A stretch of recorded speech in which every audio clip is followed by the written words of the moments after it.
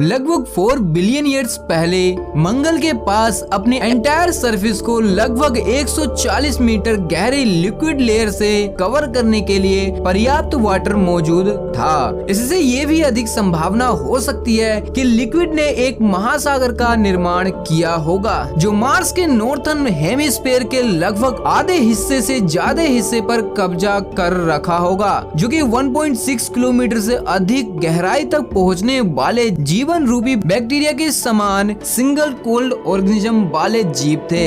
ये पहले के जीवन के निश्चित रूप से बुनियादी और इसके बाद ही मोर कॉम्प्लेक्स लाइफ फॉर्म में एवोल्यूशन की अनुमति इन्होंने दी होगी और इसी तरह से ही हमारी पृथ्वी पर भी जीवन की शुरुआत हुई थी, जैसे कि मंगल पर शायद रही होगी, जो हमारे लिए एक बहुत बड़ी डिबेट का विषय है। क्योंकि नासा के क्यूरियोसिटी रोवर की सफलतापूर्वक लैंडिंग के बाद क्यूरियोसिटी ने मंगल पर गैस क्रिएटर कई अविश्वसनीय खोजें की। क्यूरियोसिटी रोवर ने पाया कि प्राचीन मंगल में लिविंग माइक्रोब्स का समर्थन करने के लिए एक सही केमिस्ट्री है। क्यूरियोसिटी ने सल्फर, नाइट्रोजन, ऑक्सीजन, फास्फोरस और लाइफ के लिए नेसेसरी कार्बन प्रमुख इंग्रेडिएंट्स को मड स्टोन से ड्रिल किए गए पाउडर सैंपल में येलो नाइफ की खाड़ी में पाया। मंगल ग्रह की सतह पर उतरने के 10 साल बाद क्यूरियोसिटी रोवर ने मार्स प्लेनेट पर पिछले जीवन के कुछ सबूतों का खुलासा किया है, जबकि क्यूरियोसिटी रोवर ने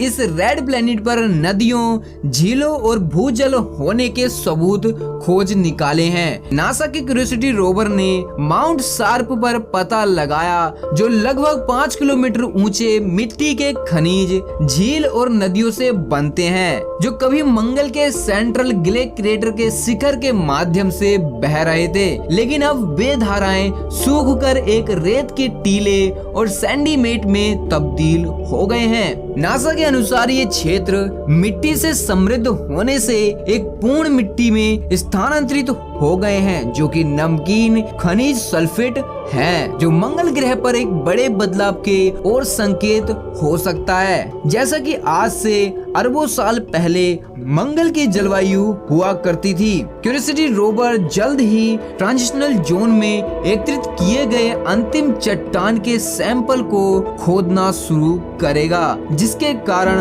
उस क्षेत्र में चट्टानों के खनिज स्ट्रक्चर्स में बदलाव के बारे में अधिक और डीप से जान पाएंगे। अब हम सैंडीमेट को नहीं देखते, बल्कि जो बरसों पहले माउंट शार्प पर इसके बजाय शुष्क जलवायु के बहुत सारे सबूत देखते हैं, जैसे कि सूखी रेत के टीले जिसमें कभी वाटर लिक्विड की फॉर्म में बहता होगा।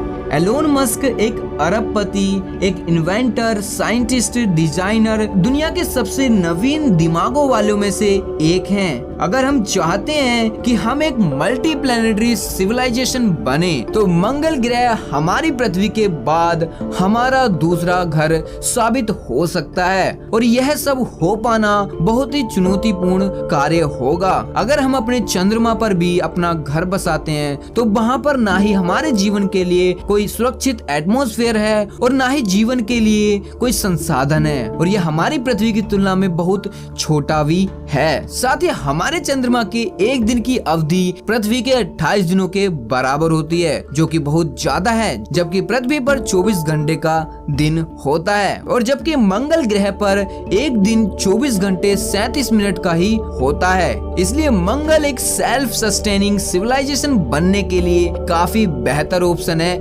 हमारे पास। और जिस एरिया में क्यूरियोसिटी रोवर प्रेजेंट्स डे में खोज कर रहा है, उसमें ऐसे माउंट भी शामिल हैं जो शुष्क परिस्थितियों में बने हो सकते हैं, और हवा में बहने वाले रेत के बड़े बड़े ये टीले जो इस समय रोवर के साथ चट्टानों में जमाने की संभावना रखते हैं। नासा के अनुसार रेत के टीलों के माध्यम से ही पानी की धाराओं द्वारा ले जाने वाले सैंडीमेट के परिणाम भी शामिल हो सकते हैं, और ये जमा हुआ अब दिखाई देता है कि जैसे परतदार दिखने वाली चट्टानों की ढेर परतें। नासा की क्यूरियोसिटी और परसेवरेंस रोवर मंगल पर कार्बनिक पदार्थ को खोज पाए हैं, लेकिन यह जीवन के कंक्लूसिव साइन नहीं हो सकते, क्योंकि यह नॉन बायोलॉजिकल केमिस्ट्री द्वारा बनाए जा सकते हैं, इसलिए इनको हमें एक साइड में रखना होगा। येलो नाइफ में 3.5 बिलियन ईयर्स पुरानी मडस्टोन चट्टानों से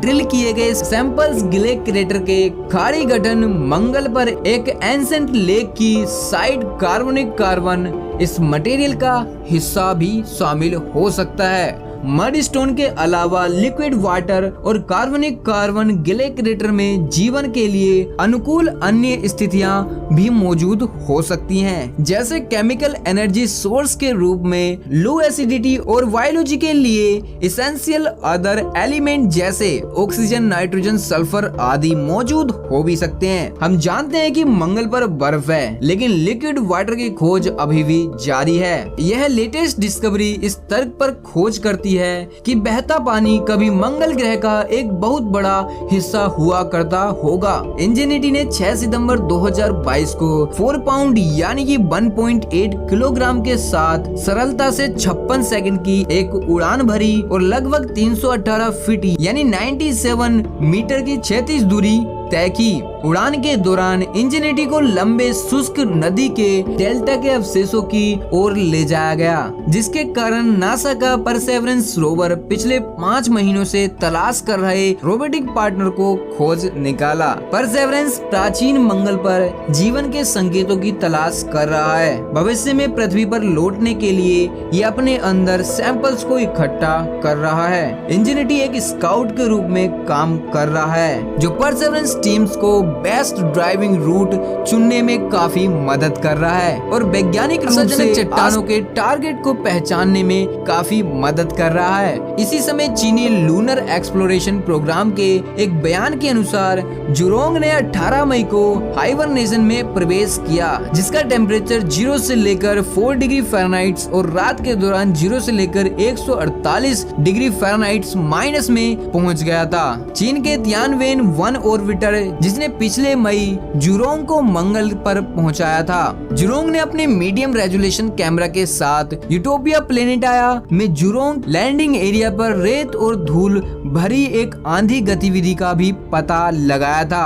अब बात करें अगर इसके संचालन रखने के लिए, तो इसके संचालन को रखने के लिए पर्याप्त सोलर एनर्जी का उत्पादन करने के लिए ये लूनर अभी भी संघर्ष कर रहा है। इसके विपरीत नासा के क्यूरियोसिटी रोवर और परसेवरेंस रोवर्स मौसम की परवाह किए बिना ही मंगल की सतह पर अपनी यात्रा जारी रख सकते हैं, क्योंकि इसके अंदर radio isotope thermo electric generator का यूज किया जाता है एनर्जी को बनाने के लिए, जो कि एक प्रकार की परमाणु शक्ति द्वारा संचालित होती है, जबकि चाइनीज रोवर में ऐसी फैसिलिटीज मौजूद नहीं है। इसी कारण ये रोवर्स संघर्ष से जूझ रहा है। लेकिन सभी रोवर्स का एक ही काम है कि मार्स पर लाइफ के सबूत ढूंढना, ताकि हम ये कंफर्म कर पाए कि मार्स पर कभी लाइफ थी जो किसी कारण विलुप्त हो गई, और हम आने वाले समय में मार्स पर अपना घर बना सकेंगे या फिर नहीं, जिसके लिए नए से नए एक्सपेरिमेंट किए जा रहे हैं। लेकिन ये तो आने वाले समय में ही पता चलेगा कि क्या हम मल्टी प्लैनेटरी सिविलाइजेशन बन पाएंगे या फिर नहीं। आपकी क्या राय कमेंट सेक्शन में जरूर बताएं।